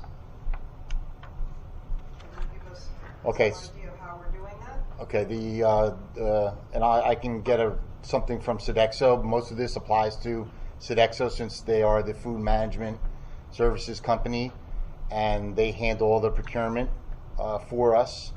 But of course, we still have the ultimate responsibility to pass policies, pass it on to them to make sure that that they're upholding the law. And I know they do a good job with compliance, but I can certainly get something from them on that. Thank you. If they're not, if Jackie's not online now, but I'm sure she doesn't want to speak up even if she's here. Moving on to financial management and resource services, Mrs. Gilman. Certainly. There are 7 items under financial management and resources for our consideration tonight. 8.1 is a jointure agreement with Monmouth Regional Board of Ed. Board of Education and Administration will discuss the Township of Ocean School District in a transportation jointure agreement with Monmouth Regional Board of Ed with the Township of Ocean Board of Ed to act as host as follows. 8.2, a jointure agreement with Neptune Board of Ed. Board of Ed and Administration will discuss the Township of Ocean School District in a transportation jointure agreement with Neptune Township Board of Education with the Township of Ocean Board of Education to act as host as follows for biotech. 8.3, accidental and personal indemnity insurance policy. Board of Education and Administration will discuss the following companies to provide optional accidental and personal sickness, indemnity, and life insurance policy coverage for all district employees at their own expense for the calendar year 2021. Aflac, Allstate Insurance, Legacy Benefits Group, and Prudential Insurance Company of America. 8.4, approval of tax shelter annuity 403B, Section 529 college savings plan companies, and Section 457 plans. Board of Education and Administration will discuss the following companies and standard sharing and hold harmless agreements per IRS regulations to provide tax sheltered annuities 403B, Section 529 college savings services, and Section 457 plans to all district employees for calendar year 2021, with Omni Group serving as the third-party administrator to those groups listed below. 8.5, the Cafeteria 125 Plan, FSA.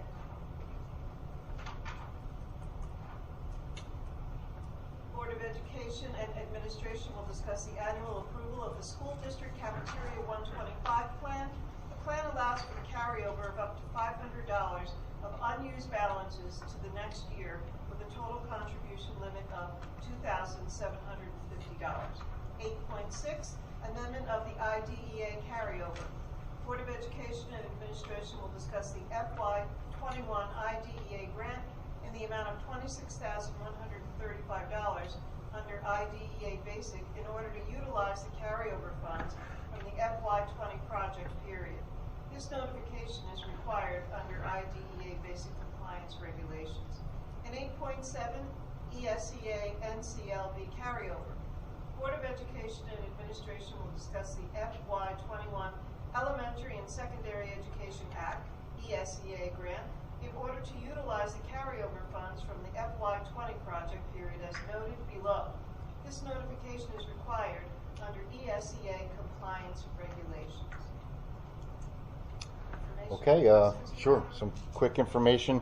Items 1 and 2, I know we've talked about this before, but these are normal joint. Actually, they're not normal. The more we can get, the better, and our transportation department does a great job of talking to local school districts and trying to cooperatively transport students that are out of district, and it, of course, it just cuts our cost. It cuts their cost and cuts our cost, so that's a good thing. Items 3, 4, and 5. These are all items that there's no cost to the taxpayer, but these are all staff items as far as benefits that are provided regarding 529 plans and tax shelters and insurance policies and cafeteria plans, in which, you know, we are the conduit where we can take money out of their earnings pre-tax, and they can participate in these programs. And these are all calendar year programs. That's why they're all on in December. These are all renewals for the 2001 calendar year.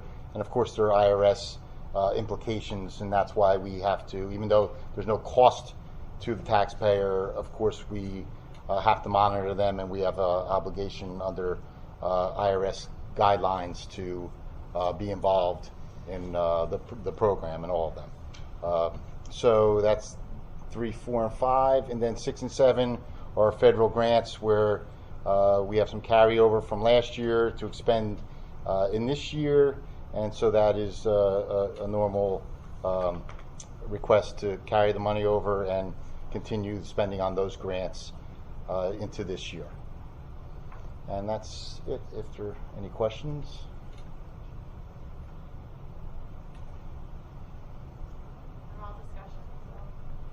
Yeah, they're all discussions. There's nothing to approve yet, so if something comes to mind, please let me know. Perfect.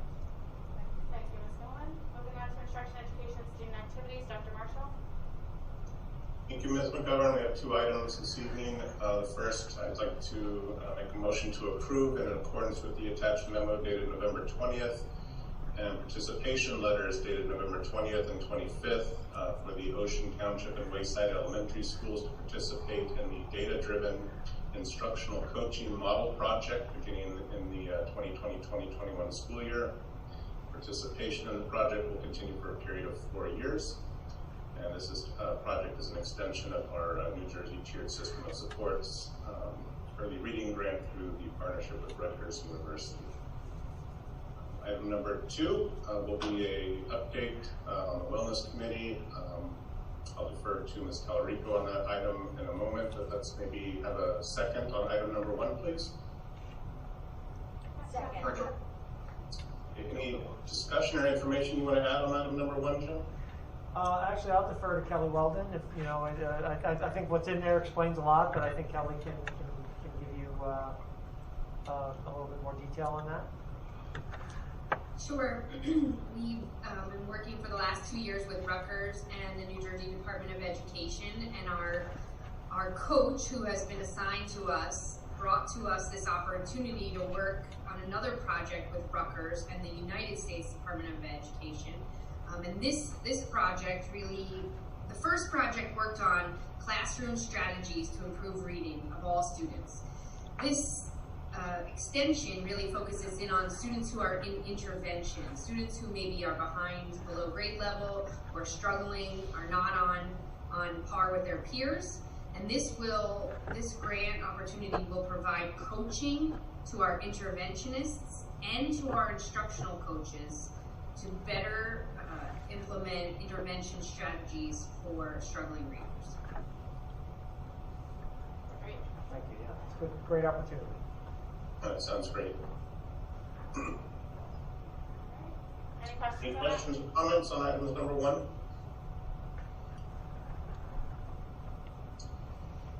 If not, then maybe Ken, can we go ahead and call roll on item number 1 before moving on to the Wellness Committee update? Sure. Mr. Dietrich. Yes. Mrs. Fuller. Yes. Mrs. Gilman. Yes. Mr. Haddon. Yes. Dr. Marshall. Yes. Mrs. Parlamas. Yes. Mrs. Talarico. Yes. Mr. Weinstein.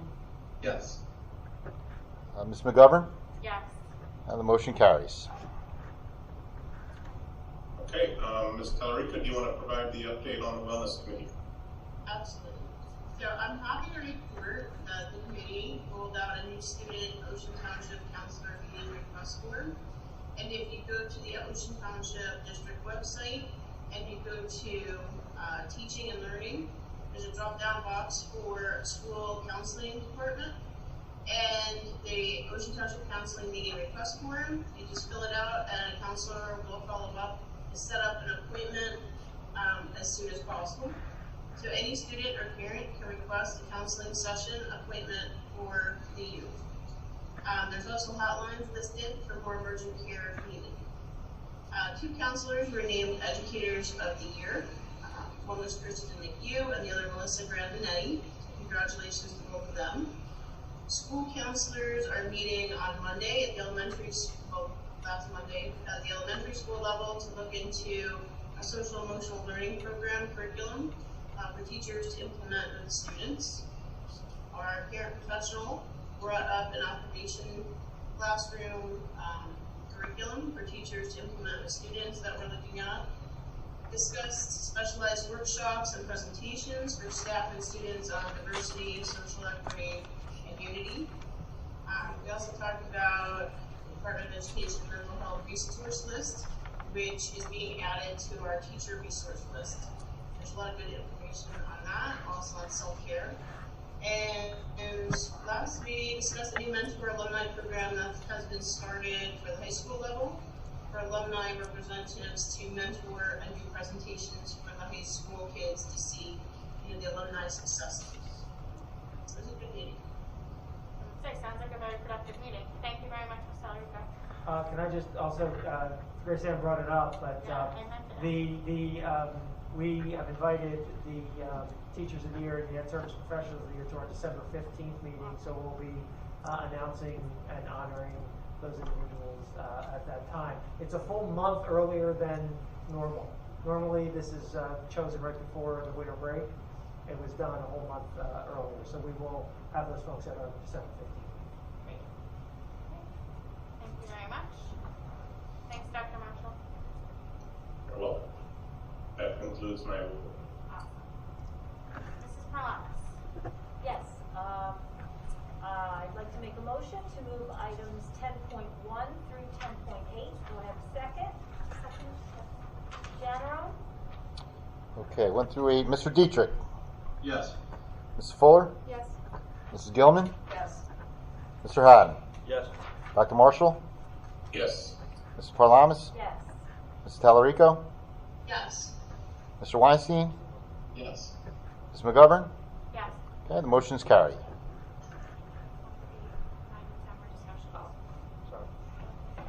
Okay, thank you, Mrs. Parlamas. She knows what she's doing. Public relations, Mr. Dietrich. Thank you, Madam President. We have 3 items this evening. The first is a report on the annual school election for the 3rd week. I think at this point these are final. The numbers have not changed since November 23rd. So they are as listed. Natalie Tortorello, Shawan Nabil, and Alex Hayes will be joining the board come January. Item number 2, discussion on a uniform state memorandum of agreement. We'll discuss the memorandum of agreement between the Township of Goshen Board of Education and Township of Goshen Police Department for the 2020-2021 school year. The signed agreement will be submitted to the County Superintendent of Schools and the Monmouth County Prosecutor's Office pending approval by the board.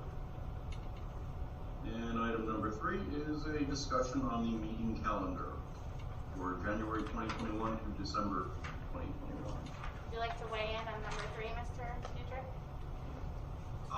You know what? I agree with Mr. Haddon. It looks a little light to me. I think you guys could fit a couple more in, particularly in the February, March timeframe when you've got all that work to be doing on our budget. Yeah. Listen, I want to go to the fact. Jim, I think that maybe meeting at noon and then again at 10 p.m. Is a good idea. Double sessions. I like noon. Noon is good. Listen, Noon works for me. I would like to quote Ms. Weinkoff, who said that we only oversee 5 to 10% of the budget, so maybe we should cut out some of those budget meetings. I'm kidding, but 90 to 95% of them? Yeah. Sorry. I don't know if you want to start your calendar. I just wrote a couple things down, or you want to go the other way. I just want to make one comment on number 1. I did 3:30 today. I did get the certified results, and they are the same from the county. So it is official. Congratulations, everyone who's newly elected, and I'll be sending a letter, and we'll talk about the paperwork stuff to get ready for January for the new board members. Excellent. Then I can stop talking about it. Yes, they will no longer be on the agenda. All right. For item number 2, if I may, so this is the annual memorandum of agreement that is supposed to be done as close to the beginning of the school year, which never seems to be, just based on all kinds of different factors that come up between the prosecutor's office and what have you. But you see, there's no change from last year, and this is the relationship. We have an outstanding relationship with Ocean Township Police, and it's the ability for us to share information to be able to keep our students and staff and community safe. So this is the yearly sign off. Great. All right. So on to calendar. Ken and I were speaking. Ken, Jim, and I were talking about it in our meeting on Friday, and like I said, I wanted this to come here to talk about because there's a couple things that have changed within this year with our meetings. As we know, well, I feel as though we don't have a voting meeting anymore, right? About what? A voting meeting. Our monthly meeting has a very different tone right now. No, tone isn't the right word, but really, we've opened it up. We've cut out that workshop meeting right before, and when we talked about moving that workshop meeting back in, it just doesn't make sense. Because of the fact that we end up, it confuses the public to say, come here at 6:30 for a workshop meeting, and then we start all over back in the agenda again at 7, is what our normal workshop/voting meetings look like. So when Ken and I were discussing it, I said, I don't know if we always need to have 2 discussions before we vote, right? So, but if we're doing that meeting if we're doing the workshop/voting meeting kind of on the same, that was kind of, the time-wise was one thing to talk about, was, we usually did 6:30, or I'm sorry, I don't even remember anymore, 7:30 and 8, but now we're earlier than we used to be. And time-wise might be something that we discuss more when it's, the board that's going to be serving, but, but I feel like 6:30 probably is somewhat of a better start time for us. However, when we do have to go into longer executive sessions, planned executive sessions, we are starting at 5 and 5:30, and for some of us that do work on the board, that's a difficult time for some people. So that's where you get into the hairiness of starting at 6:30, of starting too early. Now, how often do we have an hour and a half exec? Not very often, but if you have a committee, so those are the things to keep in mind, and we can talk about this again. That was one of the reasons why I wanted that to come here instead of me saying, oh, let's be 7 and 8 and, whatever. One of the other things is we've talked about the fact that Zoom is probably with us for the foreseeable future and maybe forever as a board, right? So we've had community engagement that we've never had before, which is pretty cool. So, how we want to continually to do that, and there's so many different intricacies of what the meeting schedule actually turns like.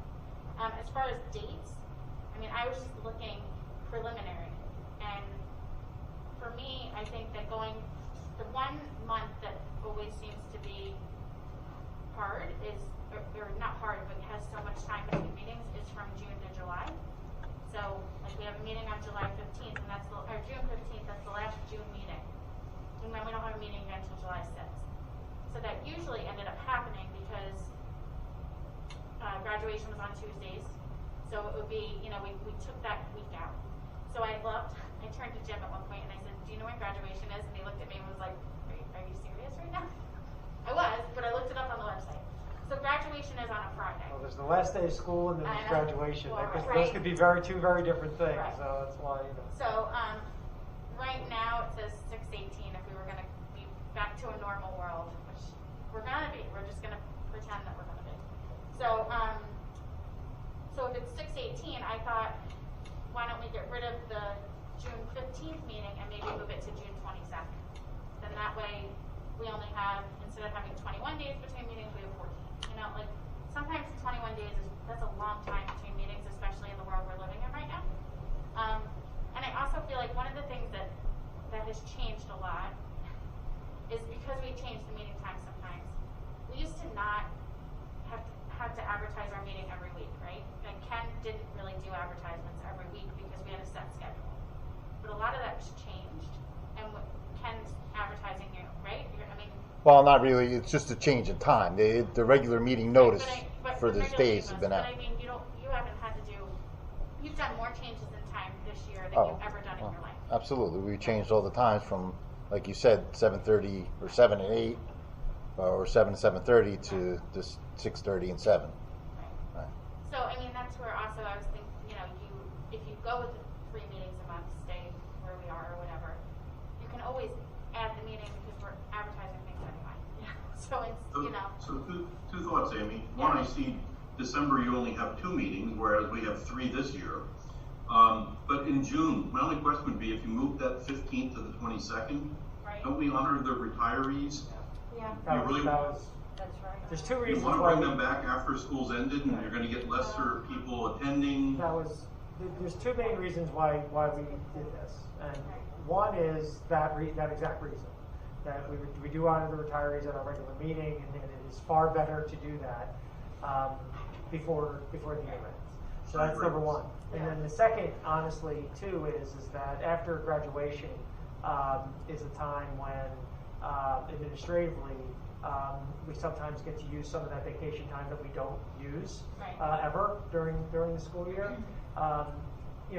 That should not be a primary reason. Obviously, if the board wishes that they were to hold a meeting there, that's fine. But those were the 2 reasons why we kind of went in that direction. And I think November 30th was the meeting, and that it fell. So that additional December meeting kind of fell to the end of November, just because of the way the calendar fell, I believe. Yeah, you're right. Yep. I mean, those were just some of my initial thoughts on it. I mean, I think that, like, as Jim and Joe, I think, said, we used to have a meeting every single week, and then we cut back to 3 a month. And 3 a month is still sometimes, I mean, this year we meet a month, right? And probably at the beginning of next year we're going to anyway. So I mean, we can always, it's discussion. I mean, does anyone have thoughts on the calendar in general? Well, I think if we're going to change the schedule or talk about the schedule, I think we should approach next year assuming that at some point normalcy is returning, and we should move ourselves back towards as close to a normal, predictable schedule as possible. Right. And like you said, the 6 o'clock start times are difficult for people who work full time, right? That's hard. And then if that creeps to 5 or 5:30, it's impossible, right? You're either sacrificing having any work early, which isn't always possible, or miss the meeting or something in between. So, but we could always come back in to executive session if need be after the meeting. So, I mean, that's the other part of it too, is we should never have to start before 6:30. If we just don't get done what we need to get done, we just tack it on to the end of the meeting. I mean, that's another thing to think about. Yep. So, I personally like the 6:30 start time, but I do realize that, there are people that it's I mean, 6:30, I don't think 6:30 is, I think 6 is hard. I don't know that 6:30 is as difficult. It's still not ideal. I think this you can see Janice's, but also, I also don't love when regular meetings start at 8. I mean, 8 o'clock is late, but granted we haven't had an 8 o'clock meeting. We haven't started an 8 o'clock meeting. Well, could you do, since we're not talking about having work at regular, right? Could you do, on those meetings, regular at 7:30 and exec at 7? You could even do 6:45 and just give that extra 15-minute buffer, just 7 and 7:30 as opposed to 6:30 and 7. Maybe that. It's a half an hour earlier than we used to be, but the start time stays the same, but the elimination of the work meeting. 7:30 was the same as regular nights, right? The 8 o'clock only came into play on the Regular meetings. Right. 8 o'clock only came into Right, well, that's what I mean. Yeah. So do we think that our intention is to never return to 8 o'clock regular meetings? I guess that's the question. If we're looking to whether it's remaining virtual once we get back to full in-person meetings, is our intention of the board to keep that regular meeting at 7? Well, if we're having For seven. three meetings, if we're having 3 meetings a month, you're having the 2 meetings to talk about things, right? So if we treat things as, can you discuss something and vote on it the same night? Sure. So, I mean, if you had something, say, on the second meeting for a first reading, and then you had it on the voting night, if we just knew, agenda item 8.1 is something that we can discuss further. I mean, we've never told anybody, you can't discuss this, we're having, it's a voting meeting only. We've never said that. We've just treated these meetings this year more as workshop meetings anyway, because there just seems to be more discussion every week. The only issue, the only issue comes up if something's timely, and then the board wants more information or something, it doesn't feel comfortable voting on it, then it's difficult to table that, and then that's why even though it's more meetings, it makes it, I don't want to say easier, but I guess it does make it easier as far as getting information to the board, because we're just, we have more opportunities to discuss things instead of having a discussion and a vote the same night. That's, even though, as Kathy said, most boards have one workshop and then one regular. I kind of like my wife would kill me, but I kind of like having 2 workshop meetings, because it just enables us to get more information to the board and discuss things, so that regular meeting should go more smoothly with less. It should be not as, and that's why in the past we've had regular meetings that were 20 minutes, just because we've gone through everything a few times before you get to that point, and then it's just a formal vote. I think I'm more saying that I don't think on the regular meeting night, I don't think we need to go back to having that 30-minute session of a workshop before that meeting anymore. I don't think we need. I agree. It is. It's rushed, and you can't really have a conversation. I think that we just know as a board that if during voting you have more discussion or you have a question about something, that you can ask them during the regular meeting versus having a workshop and that night. So that's the only real change I'm thinking. I think, I don't know if it's something you need to go back to. No, I like that structure. Get rid of Yeah, keep going. Yeah, keep shortening the meetings, fewer meetings, shorter meetings. Yeah, that helps everything all. Yeah, sure. It's not shortening the meeting, it's just not That's fine. I'll just do it quick. It's just not chopped up as to much. It's really, read instruction and then to read it again 5 minutes later, it's like it's redundant. Sometimes. Wow. Let's kick Dr. Marshall in the backside on the way out. Sorry, Dr. Marshall. You're so redundant, Dave. For you. Because he reads it so well. He does read it well, though. I don't know. So, I mean, we can have more discussion about this, but that was the only dates that I looked at that I thought that makes sense. and you formally adopt the meeting schedule at the reorganizational meeting. So that'll be January 5th. So you have time to, we like to put it on here just to give everybody an idea of, what's coming or what could be coming. So, did we think 6:37 or did we think 7:30? 6:37? I like 6:30. Oh, 6:30, yeah, For executive session, 6:30. Oh, executive, yeah. Yeah. So it'll be 6:37 like you have on here, and then exact. It's been working well for us during And then, the situation. Run, just come back in. I mean, we still get to go till midnight some nights anyway, so we're still hitting the time. Those fun budget meetings that go till midnight, fun buses. Okay, that was the only thing I had on that. If anyone has any other questions or comments on it.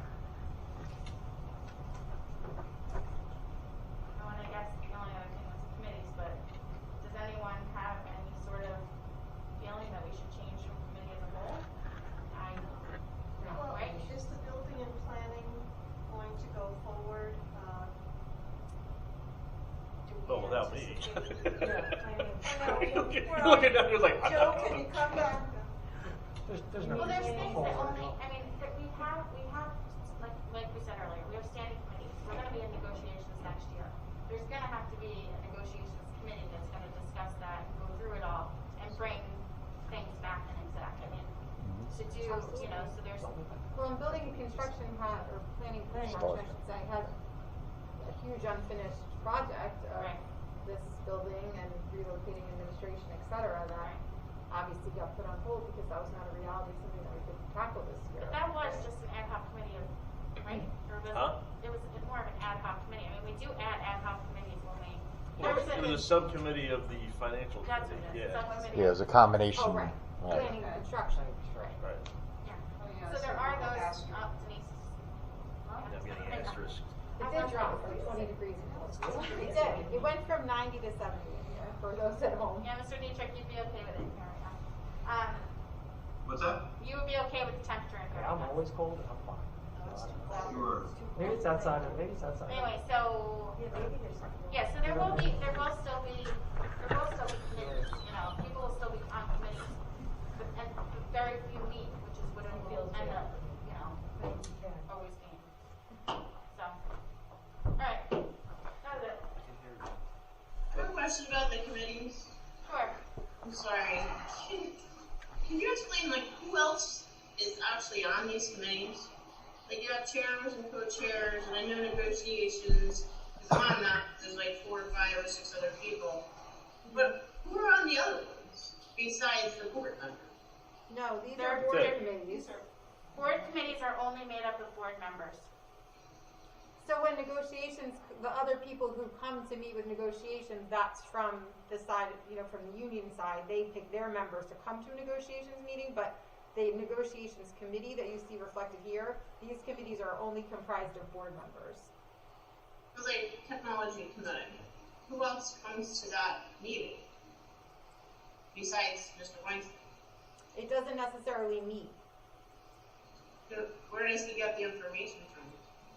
Well, remember, there's a district technology. Two different technology. Right, there's a board committee and a district committee. Yeah, the technology meeting, the technology committee, one is, at some level, it's an ongoing discussion, but it's also, Kelly Weldon organizes a meeting twice a year, correct, Kelly?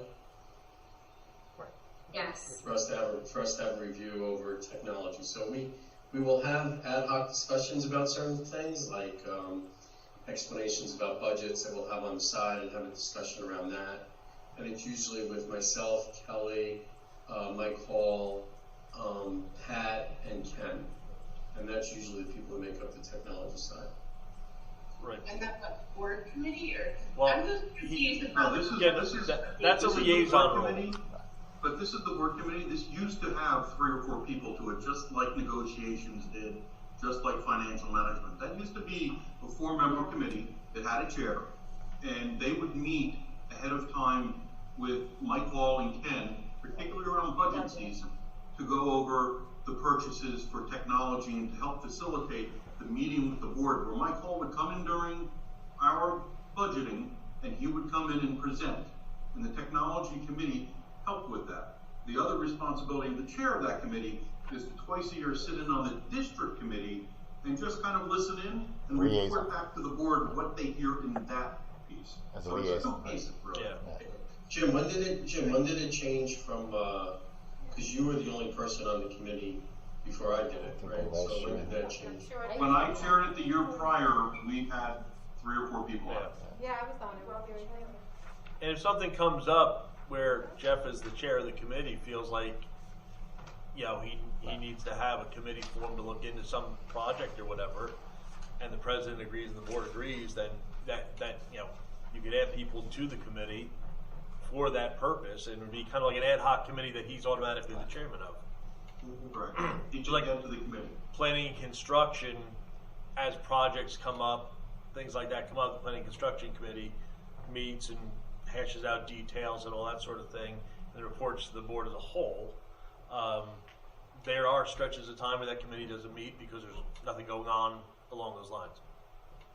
Board committees, a lot of times board committees have to do more with budgetary reasons, and if you sit in a planning and construction meeting and that's a board committee that meets with Ken and he says these are the things that we might need, it's you're the person coming back to the board to say this is why, like, this is what we need, this is why this has to happen, you know, like why we need this in the budget or whatever. It just gives a little bit more insight. But